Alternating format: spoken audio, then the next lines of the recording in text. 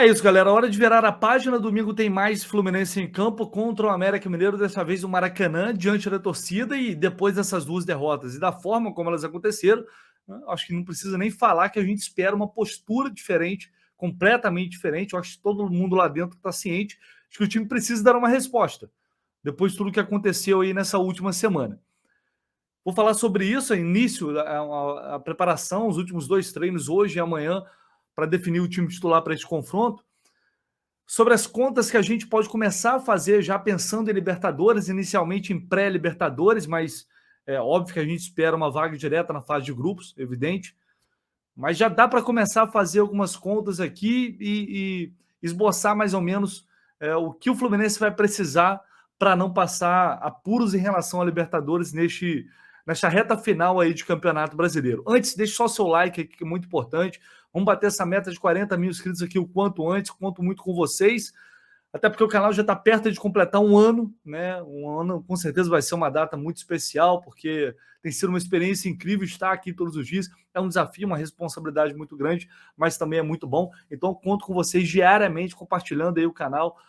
Enfim, todos os grupos que você tiver aí, para geral, espalha aí que vocês ajudam demais compartilhando aqui diariamente os vídeos.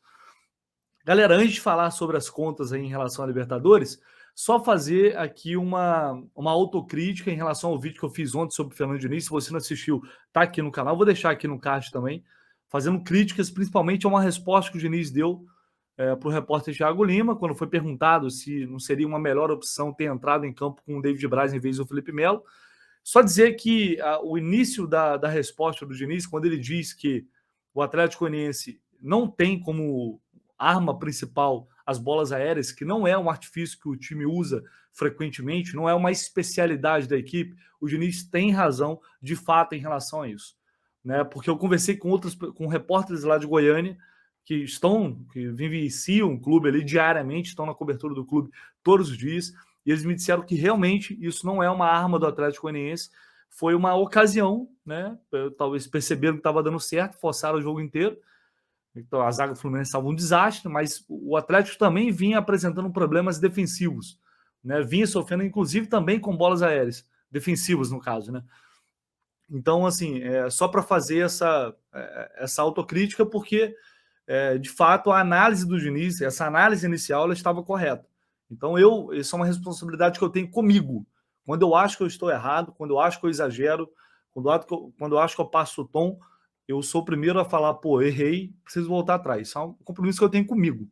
Consequentemente com vocês também, mas comigo acima de qualquer coisa. No mais, não altero em nada o que eu disse em relação a esse desespero para defender Felipe Melo, esse padrão de resposta sempre que a gente questiona um jogador, sempre que a gente questiona uma opção, essa mania de dizer que não pode falar nada depois do jogo, não pode criticar depois do jogo, só porque aconteceu. Se aconteceu, já aconteceu, e não é assim. Enfim, todo o restante ali da crítica que eu faço, eu mantenho, não mudei nada. Só mais reconheço que a análise dele em relação a isso estava correta, né? E a gente não estudou o Atlético Goianiense para dizer que, enfim, não tinha elemento suficiente para dizer o contrário, tá? Então, enfim, fecha parênteses aí e vamos ao assunto principal aqui deste vídeo, que é para falar sobre Libertadores, as possibilidades do Fluminense. Vou compartilhar aqui a tela com vocês, a tabela do Globoesporte.com aqui, pelo seguinte, né? Ontem o Botafogo ganhou, o Avaí fora de casa, o Botafogo chegou a 40 pontos na tabela, né? Então o América tá ali, que perdeu para o São Paulo, tá ali fechando de 8 com 42 pontos. O que vai acontecer que provavelmente a tendência é de que Corinthians, Atlético Paranaense e Flamengo, que estão aí nas finais da Copa do Brasil e também da Libertadores, a tendência é que esses times permaneçam no G6. Eu acho que o Atlético corre risco de perder esse G6 aí, porque vai poupar time para Libertadores, não tem o time mais forte e talvez vá sofrer aí mais nessa reta final. Então pode ser que o Atlético ele caia aqui até a 8ª posição. De qualquer forma, esses clubes, eles com essas finais, eles vão abrir mais 2 vagas. Então, no fim das contas, vai acabar sendo o G8 aqui, né? A pré-Libertadores vai acabar indo até o G8.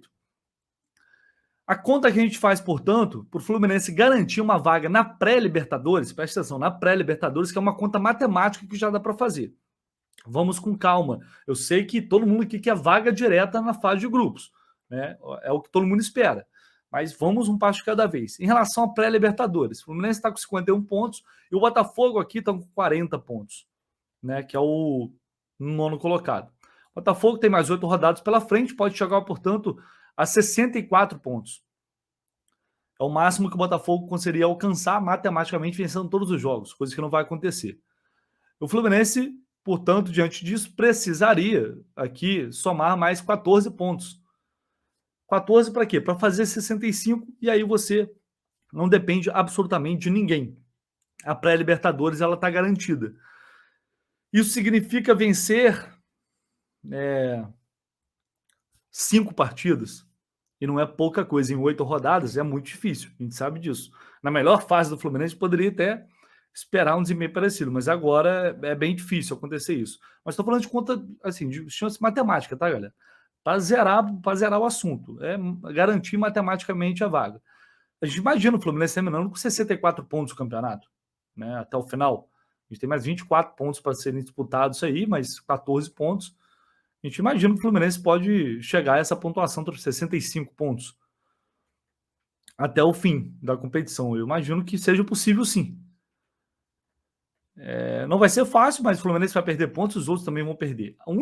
Se acontecer uma tragédia aqui, se der tudo errado, o Atlético Paranaense for campeão da Libertadores, por exemplo, e terminar fora do G8, aí a conta já muda, que você vai ter que calcular ali em relação ao 7º colocado, a 8ª posição, para você não perder, para você não ficar fora de um G7 aí. Repito, se der tudo errado.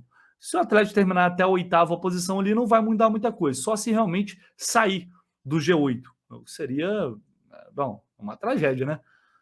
O Atlético ganhar a Libertadores, ok, legal, né? Estaremos aí na torcida, mas sair do G8 seria muito ruim. Então, assim, aí pensando em vaga direta para a fase de grupos, a gente vai ter que ver o que vai acontecer. Por exemplo, o Corinthians vai terminar em quarto aqui. Se for campeão da Copa do Brasil, vai jogar as vagas diretas aqui para a 5ª posição. Mas aí depende do Flamengo também não ser campeão da Libertadores, né? Para abrir mais uma vaga ali para G5, talvez, para os 5 primeiros colocados irem à fase de grupos, o que é possível de acontecer também. Mas é difícil fazer essa conta agora, porque a diferença do Fluminense, olhando aqui agora a tabela, né, do Fluminense porque a tendência é de que aconteça isso, que esses times eles, enfim, permaneçam ali e abram mais vagas. Mas a diferença do Fluminense para o Atlético Mineiro, que é o 7º colocado ali, e que está dando uma melhorada aparentemente, é de apenas 5 pontos. Então, assim, é muito difícil calcular isso agora. Eu tenho que aguardar as rodadas, porque isso vai mudar muito. Então, a única conta que a gente consegue fazer mais precisa é em relação à vaga na pré-Libertadores, né? E depois a gente vai vendo passo a passo. O fato é, o Fluminense precisa voltar a vencer. Ontem uma notícia boa que o Avaí, o jogo do Fluminense contra o Avaí, que seria na ressacada, não vai ser mais porque o Avaí perdeu o mando de campo. Então esse jogo não vai ser na ressacada, querendo ou não, creio que seja um facilitador. Jogar na ressacada é meio chato. Então fora de lá, aumentam as chances de uma vitória, na minha opinião, pelo menos. Então assim, são pontos que o Fluminense vai ter que buscar para se consolidar ali no G4. Eu sempre falei, o mais importante era se consolidar no G4 para depois a gente ver o que ia acontecer. Não tem mais chance de título? Esquece título, Palmeiras campeão brasileiro. Agora a gente tem que fazer as contas em relação ao G4. Vencer para consolidar essa posição ali e ir se distanciando dos times que estão vindo atrás. A matemática é essa. Rodada a rodada a gente vai poder ver, mas pelo menos a conta de pré-Libertadores é isso. Se vencer 5 jogos, está garantido já na pré-Libertadores. E a fase de grupos a gente vai ter que aguardar para ver o desenvolvimento, até porque, enfim, alguns times vão poupar titulares. Essa tabela eu acho que vai mudar bastante até o final do campeonato. Deixe sua opinião. O que você espera do Fluminense nesta reta final? Em que posição você acha que é o mínimo que o Fluminense tem que fazer? É um G3? É um G4? Tem que buscar a vice-liderança depois de tudo que o time vem fazendo, criando essa expectativa? E, galera, vamos lá, assim, a crítica, eu critiquei muito o time contra o Atlético Goianiense depois do jogo, mas é olhar para frente agora, ter confiança. O time já mostrou que tem capacidade, os jogadores já jogaram muita bola, Então não tem por que ter desconfiança agora. O trabalho que o Diniz vem fazendo é muito bom. Eu sempre falo, crítica em cima do jogo, para analisar o jogo e algumas opções. A gente vai estar sempre criticando, mas o trabalho que vem sendo desenvolvido, o Fluminense hoje está nessa posição, muito ao trabalho que o Diniz vem fazendo, muito. Na mão de outro treinador, eu tenho quase certeza que o Fluminense não estaria nessa posição onde está hoje. Então vamos que vamos, olhar para frente. Domingo tem muito mais e ao longo do dia a gente volta com muito mais informação aqui no canal do Lessa, beleza? Tamo junto, abração, galera. Deixa aí os comentários.